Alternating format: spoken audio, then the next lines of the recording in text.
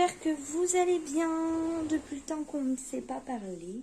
Donc j'ai refait ma petite apparition il y a quelques jours. Et je voulais vous parler des 3 premiers mois de Kelio. Donc j'ai fait par petits points. Donc au début je voulais vous parler des 15 premiers jours de Kelio. Donc les 15 premiers jours de Kelio, et ben c'est très simple.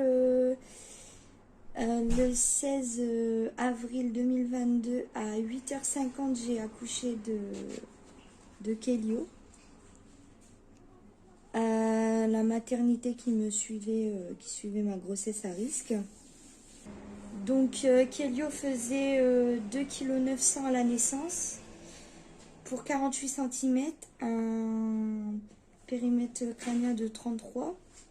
Donc Apgar à 5 minutes 10, Apgar à 1 minute 10, tout était bon, il n'y avait pas d'anomalie, quoi que ce soit, il n'y avait pas de soucis de santé, pas de souffle cardiaque, pas d'hernie inguinale, pas de...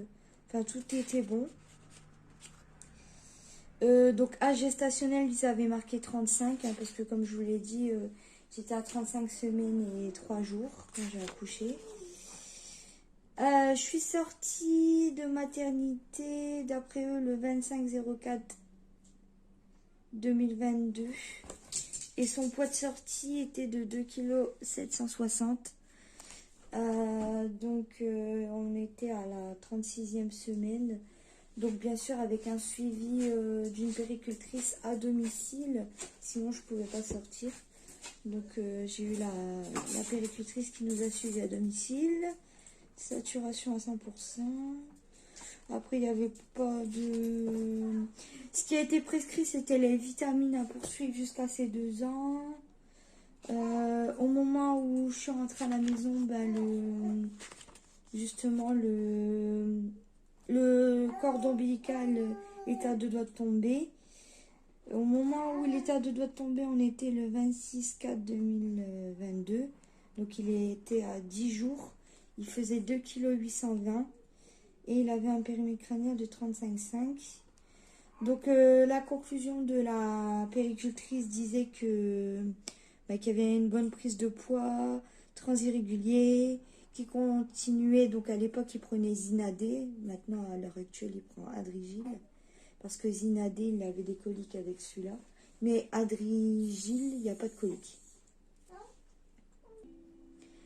Donc la fameuse vitamine Adrigil, donc c'est comme nous on prenait les ampoules, c'est de la vitamine D en fait. Donc voilà.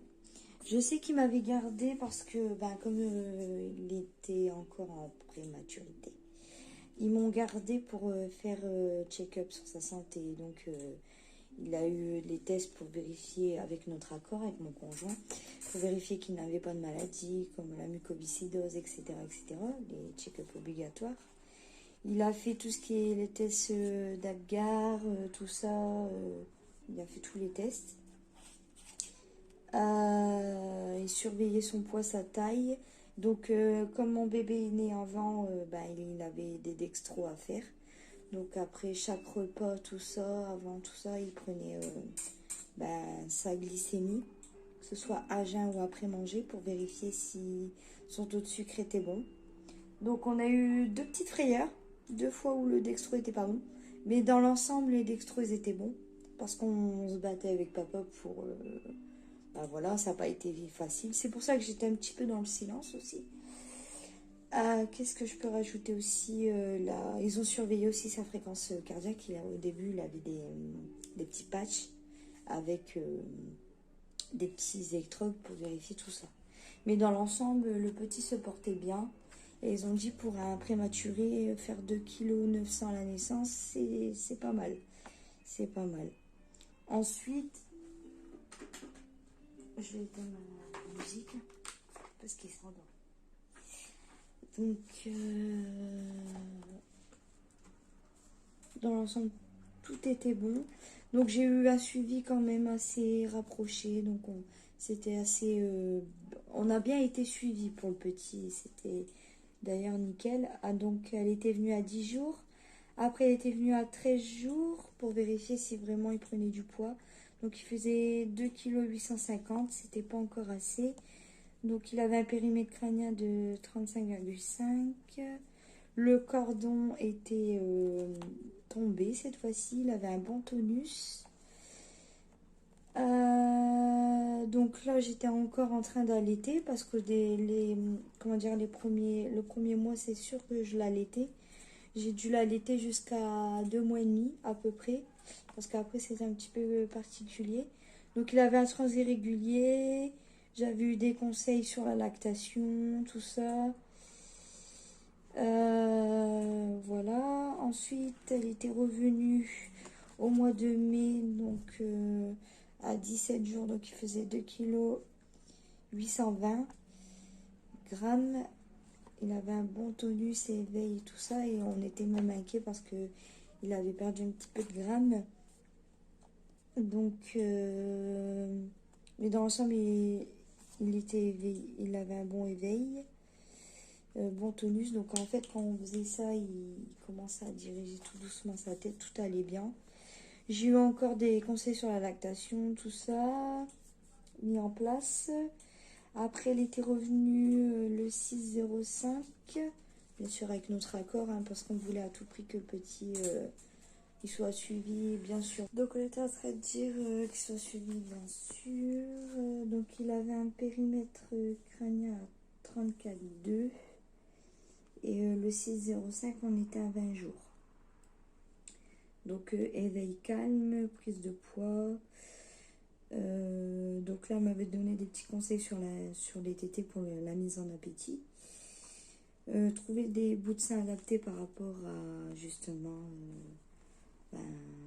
adaptés à mon mamelon pour qu'il y ait une meilleure prise au sein. Le 9,05, donc à 23 jours, il faisait 2,890 kg, il avait un périmètre crânien de 34,5. Bon état général, bon corps.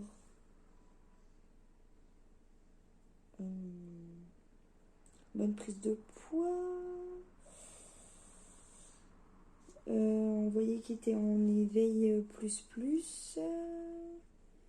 Là, il était passé en alimentation mixte. Et donc, on avait mis en place du Gallia Calisma 1. Donc, moi, je devais continuer l'homéopathie pour avoir une meilleure montée de lait. Donc, après le 10-05 2022, donc il était à 24 jours, 2,920 kg. Donc là, c'était marqué continuer le protocole pour l'allaitement. Voilà, avec le tire-lait, tout. D'accord. Après, on s'était revus cette fois-ci dans un centre spécial le 17 mai 2022, le jour de l'anniversaire de ma mère. Donc le petit faisait 3,360 kg, 49 cm pour un périmètre de 35,5. Donc j'avais dit que c'était moi qui s'en occupais. Et du coup mon conjoint, parce qu'il était en congé paternité. Donc ils avaient constaté qu'il y avait des sursauts. Donc à la voix oui, les bruits, souris à la réponse, manière symétrique, suit des yeux, émet une réponse vocale, une sollicitation oui, sur le ventre soulève la tête et les épaules oui. Donc là on avait précisé du coup l'allaitement maternel plus alimentation mixte, position de couchage adapté oui. Dans l'ensemble tout était bon. J'étais encore sur Gallia Calisma, voilà, 2 à 3 x 60, voilà. Donc là on avait les conseils dans le cahier. Ensuite, le 23/5, on s'était revu, donc c'est un mois plus une semaine. Il faisait 3,610 kg et la taille, on l'avait pas pris cette fois-ci. Il faisait un périmètre de 36, va bien, bébé serein. Donc là, c'était marqué poursuite, voilà. Donc là, qui avait transit lent, qui émettait des gaz. Donc ça commençait les petites constipations. Lactation, voilà. Donc ensuite, on passe à la page des examens entre 2 et 4 mois. Donc là, je vais vous parler de ces 2 et 4 mois. Donc là, on était encore... on avait encore un détail. Donc entre deux, comme il a eu une constipation, on était parti chez un médecin qui nous avait conseillé du Pélargan. Mais nous, on est parti, comme on était sur Galia, on est parti sur du Galia Gest parce qu'on avait suivi les conseils de la péricultrice et qui nous avait conseillé à plusieurs reprises de changer d'eau. Donc là, on s'était arrêté à Mont-Blanc. Donc voilà, donc avec Galia Gest, donc on commençait tout doucement. Après le 21 juin, donc 2 mois plus 5 jours, donc il faisait 4,650 kg, 55 cm, 38 de périmètre crânien, bon tonus, souris, gazouille, tapis d'éveil. C'était marqué continuer le Galia Gest, Mont Blanc, 6 à 7 fois 120 à 150 par jour. Transit un peu lent, suppos, 48 heures si pas de sel. Voire même on pouvait durer jusqu'à 5 jours maximum. Et on pouvait mettre un suppos. Mais généralement, nous on attendait 3 jours et on commençait à mettre un suppos pour qu'il y ait la selle. Après, je vois qu'ils ont encore mis 21 jours. Donc là, ils ont vérifié, ils avaient vu 3 cm. Donc Galia Gest, c'est ça.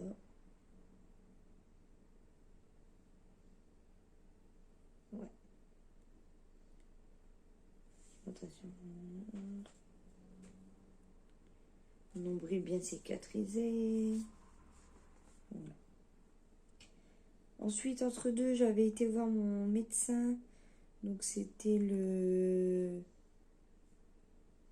au mois d'août. Donc il y avait 3 mois et demi. Il faisait 6,56 kg, périmètre crânien 39, bon tonus, suie des yeux, bon, il avait dit ARS, rien à signaler, tout allait bien, quoi. Donc en même temps, j'avais demandé à ce qu'on me prescrive les vaccins, parce qu'il avait fait son premier vaccin à ces 2 mois. Alors, à ces 2 mois, donc le 21 juin, il avait fait Inforix et il avait fait Prévenard. Voilà. Donc, j'avais été voir à peu près, il devait être le 5, quand j'avais été voir mon médecin pour qu'il me prescrive ces vaccins des 4 mois. Après le 16/8/2022, donc à ces 4 mois, il faisait 6 kg 160, 61,5 en taille, 40,8 en périmètre crânien. Donc il souriait, plus, gazouille, dort toute la nuit, 20h, 7h, debout. Non, début, voilà. Donc là, on m'avait dit, donc Galia Gest, c'est ça, Mont Blanc. Donc passer à des biberons de 210 x 4, de commencer la diversification. Donc débuter tout doucement, avoir un transit régulier. Donc c'est ce qui a été dit. Donc là j'avais dit bon quoi c'était moi qui le gardais. Donc le 16 août il faisait 2022 faisait 6 kg 160, 61,5, PC 40,8, donc tout était bon. Cornée transparente, oui. Globule oculaire de taille normale, oui. Pupille normale, oui. Lueur pupillaire présente, oui. Strabisme, non. Poursuit oculaire normale, oui. Sursoir son activité à la voix oui, au bruit oui. Maintenu assis, tient sa tête droite oui. Joue avec les mains oui. Tourne la tête pour suivre un objet oui. Attrape un objet qui lui est tendu oui. Soulève la tête et les épaules sur le ventre oui. Sur le ventre, s'appuie sur les avant-bras oui. Vocalise oui. Sourire, réponse oui. Tout était ok quoi. Bouge vigoureusement les 4 membres de manière symétrique. Donc là il n'y avait rien de coché. Tout allait bien. Alimentation, donc là j'étais au biberon. Donc là j'avais plus d'alimentation mixte ni alimentation maternelle. On était passé à des biberons. Donc là j'étais sur du Galia Geste 5 x 180. Position de couchage adaptée, oui. Après, il avait vérifié, il avait vu que la fontanelle, tout se passait bien, qu'il n'y avait pas de soucis. Alors, je regarde.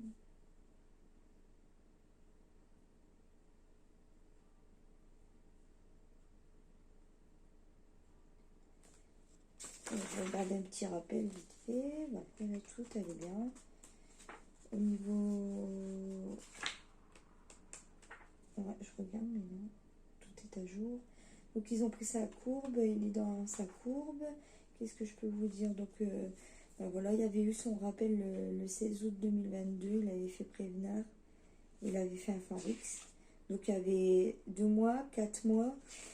Voilà, quoi. Là, ils avaient dit qu'il était un petit peu tranquille. Il y avait qu'un rendez-vous que j'avais pas pu aller me déplacer. C'était au mois de juillet. Parce qu'il faisait la canicule et c'était pas facile à faire. Donc, voilà. Et donc, je vous ai résumé le premier mois, le deuxième mois, le troisième mois. Donc, là, on est arrivé au 4e mois. Donc, il a entamé son 4e mois voilà, à partir du 16 août, depuis qu'il a été vacciné. Et là, il commence la diversification. Donc, on a commencé par la carotte, la courgette. Ensuite, on avait fait potiron. Ensuite, là, on commence les épinards. Donc, les épinards, il n'est pas très fan. Donc, il était fan de la carotte, potiron, courgette, mais il n'est pas fan des épinards.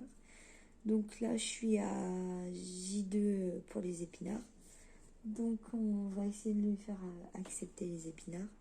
Sinon, je vais essayer de m'attarder sur les épinards pour qu'il puisse accepter. Et bientôt, il va passer à Betternut, si je dis pas de bêtises. Oui, bientôt à la Betternut courge Betternut. Voilà. Donc, voilà quoi. Là, je vous ferai une vidéo pour parler des 4 mois de Kélio, du coup. Parce que comme on les entame seulement, ça... Voilà, on est à peine à 2... à peu près que je regarde. Donc là, à l'heure actuelle où je tourne la vidéo, on est à 4 mois et 9 jours précisément. Donc voilà quoi. Il est en plein dans la diversification alimentaire. Donc maintenant, il prend 4 biberons de 210. Voilà, toujours espacé de 3 heures. Et en plus de ça, maintenant, on a incorporé un petit pot de légumes à midi. Tout simplement. Donc je vous dirai quoi. Donc, ça faisait ça, il a commencé par la carotte, ensuite la courgette, ensuite potiron, et ensuite il y avait épinards. Et puis là bientôt ça sera courge, butternut. Et bientôt ça sera patate douce et patate douce carotte.